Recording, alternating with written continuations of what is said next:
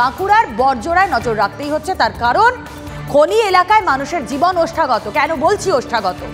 কয়লা খনিতে মাঝে মাঝেই বিস্ফোরণ আসে, বিস্ফোরণের শব্দে কান ঝালাফালা হয়ে যায়। বিস্ফোরণের তীব্রতায় গ্রামের একাধিক বাড়িতে চিড় ধরে গিয়েছে।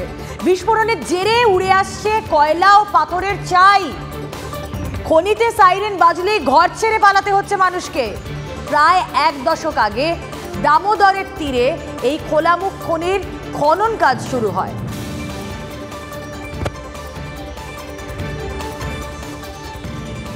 বাঁকুড়ার বড়জোড়ার খনি এলাকায় মানুষের জীবন ওষ্ঠাগত, টেকা দায়। ছবি আপনারা দেখলেন, কিছু বক্তব্য শুনুন, তাতে আরো স্পষ্ট হবে সিচুয়েশন। আমাদের ক্ষতি, ঘর বাইরে ছেলে পুলে সবই মরবে, ঘর জাকা নিয়ে। তারপর ঘর থেকে বেরিয়ে চলে যেতে হচ্ছে, এই চালাচুলি করে রইতে হচ্ছে।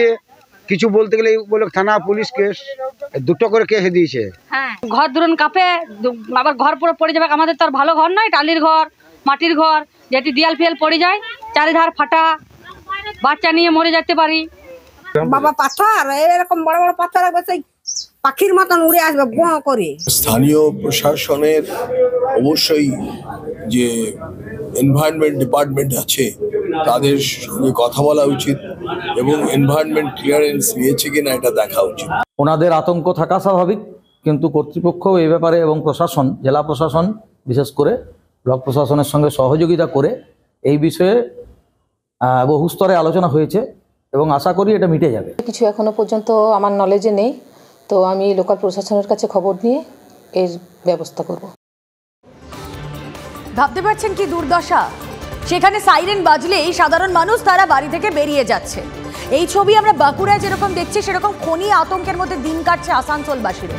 কি চলছে সেখানে জানবো। আমাদের 2 প্রতিনিধি এই মুহূর্তে রয়েছেন সঙ্গে। আমাদের সঙ্গে রয়েছেন বাঁকুড়া থেকে প্রতিনিধি হীরক মুখার্জি, আমাদের সঙ্গে এই মুহূর্তে রয়েছেন প্রতিনিধি চন্দ্রশেখর চট্টোপাধ্যায় সরাসরি আসানসোল থেকে। আমি শুরুতেই হীরকের কাছে যাই। হীরক, আমি ছবি দেখলাম, আমাদের দর্শকরাও দেখলেন, বক্তব্য শুনলাম, আতঙ্ক চোখে মুখে স্পষ্ট সাধারণ মানুষের।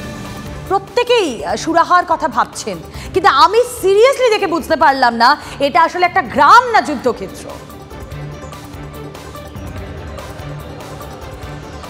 একেবারে রুমেলা, তুমি যদি গ্রামে যাও তাহলে তুমি বুঝতে পারবে যে এলাকার মানুষের আতঙ্ক ঠিক কোন জায়গায়। কারণ একেবারে যে open cast project, Barjora north কলিয়ারির ওপেন কাস্ট প্রজেক্ট, সেটা ধীরে ধীরে এগোতে এখন একেবারে গ্রাম থেকে 50 মিটার দূরে গিয়ে পৌঁছেছে। অর্থাৎ একেবারে গ্রাম লাগোয়া এলাকায় এসে পৌঁছেছে এই বড়জোড়া নর্থ কলিয়ারি।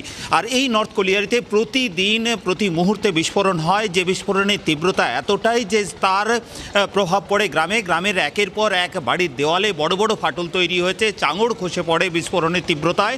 কখনো কখনো বিস্ফোরণের সময় কয়লার চাঙড় উড়ে আসে, পাথরের চাঙড় উড়ে আসে এবং তার ফলে বিস্ফোরণ হবে তার আগে যে সাইরেন দেওয়া হয়, সাইরেন শুনলেই গ্রামবাসীদের কার্যত গ্রাম ছেড়ে গ্রামের বাইরে খোলা জায়গায় গিয়ে তাদের আশ্রয় নিতে হয়। এটা শুধু একদিনের ঘটনা নয়, দিনের পর দিন, মাসের পর মাস, বছরের পর বছর এভাবেই চলে আসছে। এবং এই ডাঙ্গাপাড়া এলাকার বাসিন্দারা তারা যখনই আন্দোলনে নেমেছেন, যখনই তারা প্রতিবাদ জানাতে গেছেন, যখনই প্রশাসনের দ্বারস্থ হয়েছেন, তখনই প্রতিবারই পুলিশ তাদের মামলা দেয়, পুলিশ তাদের মিথ্যে অভিযোগে ফাঁসিয়ে তাদের কার্যত গ্রেপ্তার করে এবং তাদের বিরুদ্ধে মিথ্যা অভিযোগ দেওয়া হয়, এমনটাই অভিযোগ করছেন স্থানীয় বাসিন্দারা। অর্থাৎ কি ভয়ঙ্কর পরিস্থিতির মধ্যে এই ডাঙ্গাপাড়ার বাসিন্দারা বসবাস করছেন, অথচ প্রশাসনের বারে বারে তারা প্রশাসনের দ্বারস্থ হয়েছেন, কিন্তু প্রশাসনের তরফে সেরকম কোনো ব্যবস্থা নেওয়া হয়নি। প্রশাসন প্রতিবারই আলোচনার আশ্বাস দিয়েছে, পুনর্বাসনের আশ্বাস দিয়েছে, কিন্তু এখনো পর্যন্ত পুনর্বাসনের কোনো ব্যবস্থা না হওয়ায় স্বাভাবিকভাবে এলাকার মানুষের মধ্যে বিস্ফোরণ হচ্ছে, তারপর কয়লা পাথরের চাই উড়ে আসছে। সাধারণ মানুষের আতঙ্ক হওয়াটা স্বাভাবিক, শুধু কিন্তু বাঁকুড়া নয়, আমরা ছবি দেখছি আসানসোলেও খনিধসের আতঙ্কে দিন কাটছে সেখানে আসানসোলবাসী। আজ আদালতে দিনভর শুনানি বাংলাতেই করছেন বিচারপতি অভিজিৎ গঙ্গোপাধ্যায়। জানিয়েছেন আজ বাংলাতেই কথা বলবেন। এই নিয়ে বিচারপতি বলছেন আদালতকে মানুষের কাছে নিয়ে যেতে হবে। পাশাপাশি বিচারপতি বলেন আদালতে বাংলায় কথা বললে অনেকে জিভ কাটে, মাতৃভাষায় কথা বলার জন্য জিভ কাটলে 21শে ফেব্রুয়ারি পালন অর্থহীন বলে মনে করেন বিচারপতি গঙ্গোপাধ্যায়। সিদ্ধান্তের প্রশংসা করে আইনজীবী সাংসদ বিকাশ রঞ্জন ভট্টাচার্য বলেন দেশের বিভিন্ন আদালতে মাতৃভাষায় শুনানি হয়।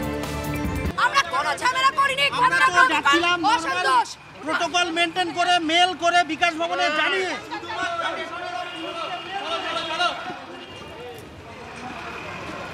এই মুহূর্তে যে ছবি আপনারা দেখছেন বিকাশ ভবনের সামনে থেকে দক্ষিণ 24 পরগনার চাকরি প্রার্থীদের যে মিছিল ছিল সেই মিছিল থেকে তাদেরকে তোলা হয়েছে, তাদের মিছিল আটকানো হয়েছে, তাদেরকে তোলা হয়েছে প্রিজন ভ্যানে। সেই ছবি আপনারা দেখতে পাচ্ছেন।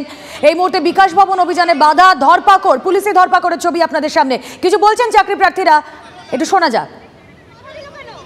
অযোগ্য শিক্ষামন্ত্রীর, অযোগ্য মুখ্যমন্ত্রীর দলদাস পুলিশ, এরা মিথ্যা কথা বলে ডেপুটেশন দিতে আমরা তো ডেপুটেশন দিতে এসেছিলাম, তাহলে ওনারা মিথ্যা কথা বলে বিকাশ ভবনে যেতে দিচ্ছে না কেন? না বিকাশ